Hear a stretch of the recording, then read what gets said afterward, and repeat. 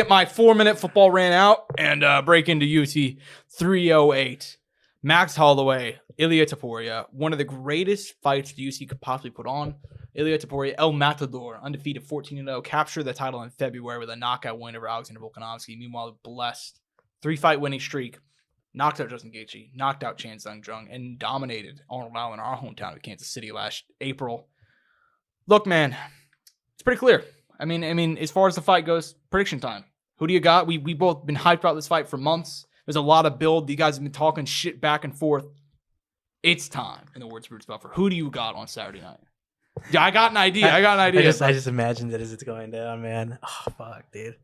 I can't believe we're finally here. I mean, this is one of the biggest fights of the year, one of the most relevant fights of the year, a very important moment for both fighters. Because really, when it's all said and done, we're always going to look back at these fights on both of these guys' careers. Like, when the conversation starts about Ilia Topuria and the conversation starts about Max Holloway, there will be a point in time where we talk about this fight specifically. This is one of the defining. Regardless of the result, either way. Yeah. Especially because, Ilia's, obviously just be one of the greatest champs now in featherweight history, one of them, because there's been so many good guys. Yeah. Now facing another all-time great at 45. Max has clawed his way back to the title, beating several of the guys at 145, and then took a fight at 155, taking out one of the top 5 guys in recent time. His story is so far from over, and the conversation after he lost to Volk the 3rd time, and even the 2nd time was kind of like, oh, we're here now. This is the stage of the career. Even the Yair fight that he had adversity in, that was a crazy fight. There were several conversations around that time, and even going into the Justin Gaethje fight, is he going to be too small? This and that. We saw how it went down when he fought Dustin, and he dominated him. And he did what he did. Josh, I am never, ever going to pick against Max Holloway on this fucking podcast as long as he's fucking competing. Come on. I think he can do it again. I think he can recapture gold. I think he can defend his title one more time.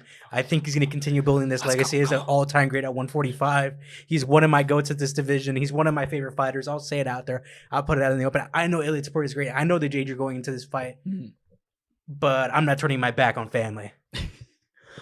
What a callback, right? Yeah. Oh, man, you never turn your back on family. I'm going to go ahead and put my prediction like this. Ilia Topuria, one of the greatest boxers in the UFC, 27 years old, in his prime, knocked out Alexander Volkanovski. He's ran through every single guy he's faced. Every single one. He's not had a competitive fight, let alone Jai Herbert, about the only one where he was in a lot of danger in. Yeah, basically. That's it. And that was up a division on short notice, which says a lot about the guy. But here's the reality. The best is blessed, folks. I was blown away by his win over Justin Gaethje, because this is what you said earlier. That's the hypest I've been for a fight in forever. I literally jumped out of my seat. Yeah, we jumped out of our seat. Yeah, that's one of those knockouts that dude, I'm never ever gonna forget. But the whole thing is more than just the knockout. He dominated that fight. Max Holloway was virtually untouched outside of that 4th round where he got dropped for a minute and instantly got back up. For me, man, if you look.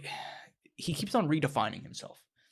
Like you mentioned, after the loss to Volk, you're kind of like, man, dude, the moments in between. He's still, he's still in his 20s, but he's been fighting since a teenager, He's fought some of the best of the best. He's getting old, man. And then what happened? He embarked on the 2-fight winning streak, got a 3rd crack at Volk. And then you're like, maybe this is the time. He got the shit beat out of him. The worst loss of his career. Not even a competitive round. That's the only time I've ever seen Max Holloway blown out.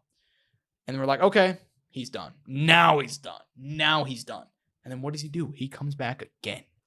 Defeats Arnold Allen, who had Where, Josh? Where did he beat Ara? The home of the 2-time Super Bowl champion, Kansas City Chiefs. Going back to back. No, great callback. No, but he beat him and beat a guy that was hot.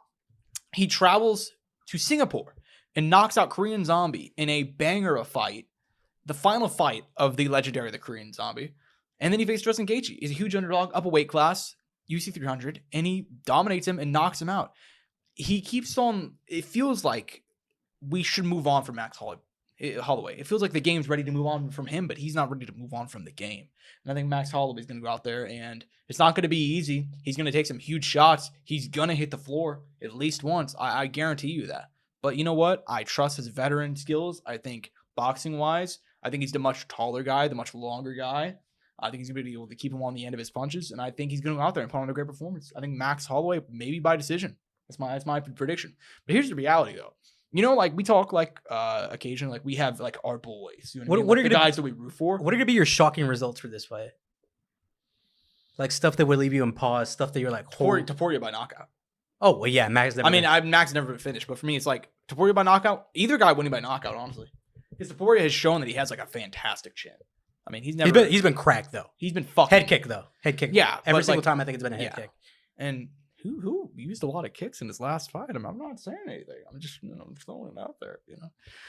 But anyways, man, I'm picking Max all the way. But the reality is, like I said, there's like we have our boys, we have our guys. Like I think any early any 1 to 2 round finish will shock me before you continue. So cut you off there. No, you're good. Early finish, I agree with you a whole lot. I think I could see Max finishing like round 5, like he's just gone to the body a lot. It's a vintage performance where he throws like hundreds of strikes. You know what I mean? I could see something like that happening. Or Topuria breaking him down, getting like a 3rd round stoppage or something. Just like, I don't know. Point being, early finish would shock me. But Max Holloway is my boy. And Robert the Reaper Whittaker is my fucking boy. And you know what? We're riding with the boys this weekend. We're riding. I don't give a fuck about the odds. We're riding with the boys. Robert Whittaker takes on Khamzat Chimaev in the co-main event, 5 rounds. That's the thing that really flips the fight from a normal one for me, man. Robert Whittaker won 2 fights in a row. Paulo Costa and Ikram Asalikarov, who Ikram, the only guy to really, you know, kind of trouble Khamzat early on in his career. You know, he had some success in that first round. Ended up getting knocked out by him, so they have that kind of common opponent. But Khamzat, we know the story. 13-0. I mean, look, damn near flawless in his UFC career thus far. I mean, he had a majority decision win over Kamaru Usman last time out. I thought it was a clear win, but still a majority. That being said, man, biggest test of his career. First 5-round fight for a guy that's been gassing hard in 3-round fights. What do you make of this one, man? I mean, look, you've seen the behind the scenes footage of the amount of effort and stuff he's put in work kind of that he's put in, the fucking trials and tribulations that he's had to go through to get to this fight. Because this fight's been scheduled 3 different times, or kind of been in the works over the past 2 years. Like there's been several conversations about this fight happening a lot. Yeah. And to finally be here, and granted, we're not there yet. Yeah. I mean, fuck, dude, this is a massive, massive fight. I know the Chimaev train has kind of slowed down. But god damn it, dude, I ain't getting off until it's over. I'm going to ride it out until it crashes. I like that. And look, it's a 5-round fight. I said this last week with the Fluffy Hernandez fight, especially because we've seen the Chimaev gas tank take a hit. Dude, the intensity in the main and co-main event, I can't remember the last fight where the room is going to feel so heavy when both of these fights go down back to back. That doesn't happen very often. Even when there's 2 title fights on a card. Yeah, oh yeah. That doesn't even always happen. But the fact that it's going to happen for these 2 fights on that night, I mean, dude, the room is going to feel, you're going to feel the air in the room. You're going to feel every ounce of it, dude. The walkouts are going to be intense. The it's time is going to feel powerful. Yeah. When the bell rings and they both meet in the middle and touch gloves and whatever ensues after that, you're going to be on the edge of your fucking seat waiting to see what's going to happen. Is it going to be another Robert Whittaker performance? Is it going to be another Chimaev running through and continuing to be like, yeah, the hype isn't a lie. I'm fucking here. I might have been gone for a little bit, and I'm here. Absolutely. All 4 guys in the main and the co-main, they all have so much on the fucking line, dude. I mean, for Ilia Topuria, the chance to, establish yourself as the featherweight champion, did you take out not only 1, but 2 of the divisional GOATs in your first 2 title fights? 1 and 2. 1 and 2. That's insane. Max Holloway, the chance to reclaim the throne that he lost 5 years ago. The chance to continue proving people wrong. You know what I mean? And if he loses, he's absolutely locked out at that point. I mean, he got a saving grace by Volk losing. But then it's like, dude, if you lose to Topuria, especially in bad fashion, it's like you're not coming back at the age of 33. He's locked out. At least he'll be locked out at 45. 55 will be a different story. 55 is a different story. But I mean, at age 33, you're basically locked out with a loss. Whittaker, same thing for him. They kind of parallel each other in a way. I mean, for Robert Whittaker, if he loses here, kiss your title shot, change to goodbye, man. 32, 33 now. Granted, Rob's been the sun to the moon in this division. Oh, yeah. I mean, he's been the number 2 guy forever. But it's like, dude, if you go out there and lose, it's like... Because he has a legitimate chance of getting back to Dricus. He does. Granted, though, I think the good thing for him... if he wins here, you have to book him. The good thing for him, I think, is that Izzy lost. Dricus is champion. And Sean could win. Rob is not in a bad spot. Obviously, losing here wouldn't be good. But fuck me, he's still in the conversation. Yeah. Yeah, it's How not old as is bad as Rob? Holloway, but I mean, Is Rob 32? Or is he 33 I finally? thought he was 30. He's 32 or 33. Probably wrong. He's probably 31. I bet. Oh, fuck me, right? 33. Yeah, 33 years Yeah, old. but I turned 34 though this year. December. So yeah, man, I'm gonna pick Robert Whittaker though, and for Chimaev, man, just the huge. I mean, here's a chance to get back on the tracks because I feel like it kind of lost. He's lost momentum over the last 2 years.